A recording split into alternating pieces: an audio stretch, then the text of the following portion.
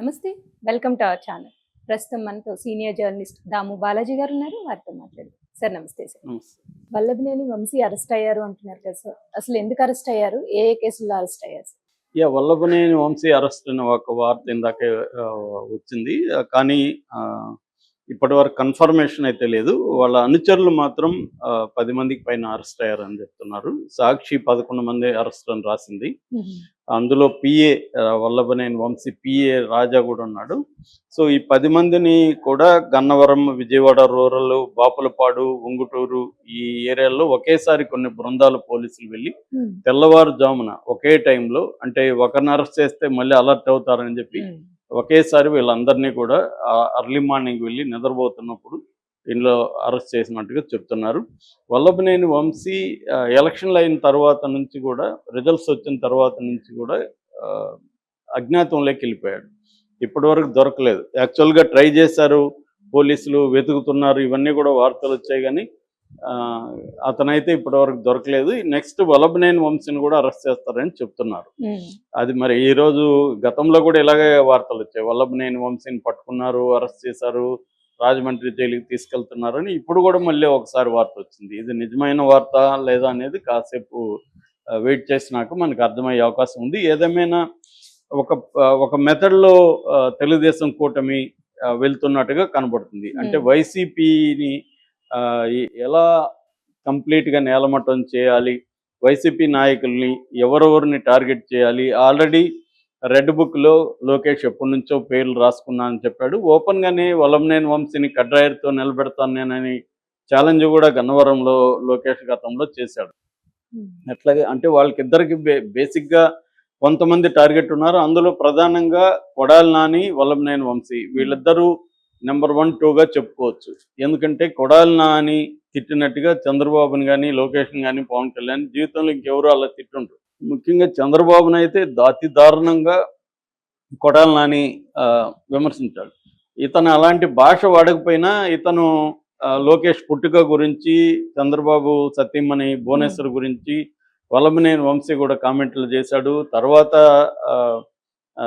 తను సారీ చెప్పాడు. కానీ అప్పటికే అది బాగా వైరల్ అయిపోయినాయి. ఈవెన్ అసెంబ్లీలోకి వెళ్ళింది. దాని తర్వాత చంద్రబాబు కూడా ఎప్పుడు లేనట్టుగా ఆయన కెమెరా ముందు, మీడియా ముందు కన్నీళ్లు పెట్టుకొని ఆడవడం, దాన్ని కూడా ఎగతాళి చేస్తూ వైసీపీ వాళ్ళు ప్రచారం చేయడం, ఇదంతా కూడా యాక్చువల్గా అప్పట్లో తెలియకపోవచ్చు. కానీ ఇదంతా కూడా వైసీపీకి యాంటీగా జనాల్లో అభిప్రాయాలు ఏర్పడడానికి, తెలుగుదేశానికి ఒక సింపతి రావడానికి, చంద్రబాబు సింపతి రావడానికి ఉపయోగపడింది.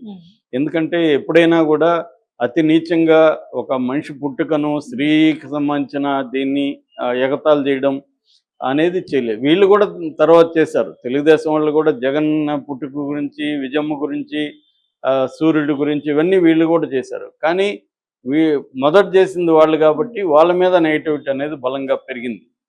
సో దీనివల్ల వల్లభనేని వంశీ అనేది వాడు టార్గెట్. రెండోది ఏంటంటే, వల్లభనేని వంశీ 2014లో తెలుగుదేశం నుంచి గెలిచాడు. అక్కడ ఎమ్మెల్యేగా గన్నవరంలో. 2019లో కూడా గెలిచాడు. 2019లో గెలిచిన తర్వాత వల్లభనేని వంశీ వైసీపీలోకి వెళ్ళిపోయాడు. వైసీపీలోకి వెళ్ళిపోతే అయితే అఫీషియల్గా జాయిన్ అవ్వలేదు. జాయిన్ అయితే ఎమ్మెల్యేగా రిజైన్ చేయాలి కాబట్టి జాయిన్ అయ్యలేదు. ఫైనల్గా అతను ఓటు తెలుగుదేశానికి రానియకుండా తమ్మినేని సీతారాం ద్వారా ఫిబ్రవరిలో అనర్హత వేటు కూడా వేయించారు. సో ఇలాగా తమ పార్టీ నుంచి గెలిచి తాము ఎమ్మెల్యేకి ఇస్తే, అతను సీట్ ఇస్తే ఎమ్మెల్యే అయ్యి తమనే ఇలాగ విధంగా మాట్లాడడం అనేది తెలుగుదేశం వర్గాలు కానీ, శ్రేణులు కానీ జీర్ణించుకోలేకపోయింది. నిజానికి 2019లో అతను యార్లగడ్డ వెంకట్రావు, అప్పట్లో యార్లగడ్డ వెంకట్రావు వైసీపీలో ఉన్నాడు. అతని మీద కేవలం 838 ఓట్ల తేడాతో గెలిచాడు.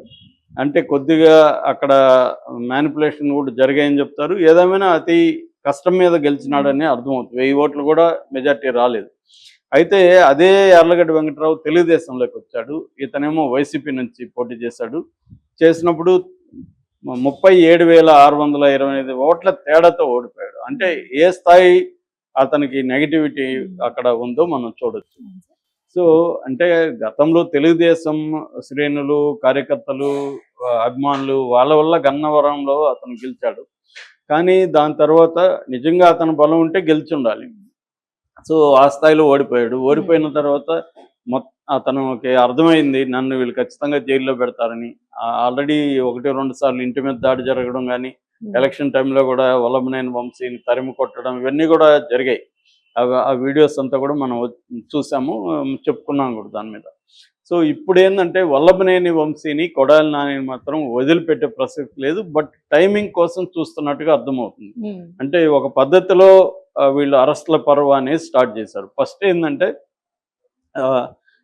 ఈ సామాజిక మాధ్యమం మీద ఫస్ట్ టార్గెట్ పెట్టారు. దాని మీద క్రాక్ డౌన్ మొదలుపెట్టారు. సామాజిక మాధ్యమం సోషల్ మీడియా యాక్టివిస్టులని అరెస్ట్ చేయడం, అది కూడా ముందుగా నోటోరియస్గా ఉన్న వర రవీందర్ రెడ్డి లాంటి వాళ్ళని ముందు అరెస్టులు చేయడం, అది స్టార్ట్ చేశారు. దాని తర్వాత మెల్లమెల్లగా ఇంటూరి రవికిరణ్ ఇలాంటి వాళ్ళంతా, బోరుగడ్డ అనిల్ వీళ్ళందరినీ అరెస్టులు చేస్తున్నారు.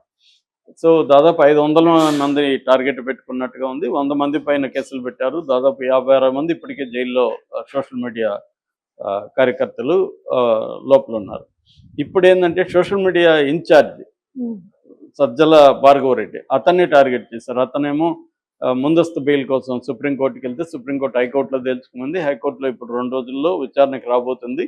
అయితే ఆయన మీద ఉన్న కేసుల్లో విచారణ జరుగుతుంటే మళ్ళీ ఎక్కువ ఎక్స్ట్రా కేసులు పెడుతున్నారు. ఇప్పటివరకు 13 కేసుల వరకు భార్గవరెడ్డి మీద కేసులు పెట్టారు. అతన్ని కూడా రేపో మాపో అరెస్ట్ చేసే అవకాశం ఉంది. ఎందుకంటే అన్ని కేసుల్లో అతనికి ముందస్తు బెయిల్ రావడం అనేది కష్టమవుతుంది. సో ఇలాగా ముందు సోషల్ మీడియా మీద పెట్టడం, తర్వాత మెల్లమెల్లగా కేసులు అయితే పెట్టడం జరుగుతుంది. ఆల్రెడీ చెవిరెడ్డి భాస్కర్ రెడ్డి మీద పెట్టారు. ఆల్రెడీ నందిగామ సురేష్ జైల్లోనే ఉన్నాడు. ఇంకొంతమంది మాజీ ఎమ్మెల్యేలు కేసులు ఎదుర్కొంటున్నారు. ఇలాగా అంటే కొంతమంది మీద కేసులు పెట్టి అలా వెయిట్ చేస్తున్నారు, వాళ్ళని విచారణ పేరుతో నడుపుతున్నారు. ఇప్పుడు కొత్తగా AP fibre net, detail corporation India స్కాములు బయటకు వచ్చాయని చెప్తున్నారు. ఏపీ సిఐడి దాని మీద కూడా ఇది చేస్తుంది. అట్లాగే విజిలెన్స్ కమిషను, ఏసీబీ, అట్లా అన్ని ఇన్వెస్టిగేట్ ఏజెన్సీస్ రంగంలోకి దిగాయి అన్నమాట. ఇప్పుడు నెక్స్ట్ టార్గెట్ ఏంటంటే, ఒకటి అంబటి రాంబాబు, పేర్ని నాని,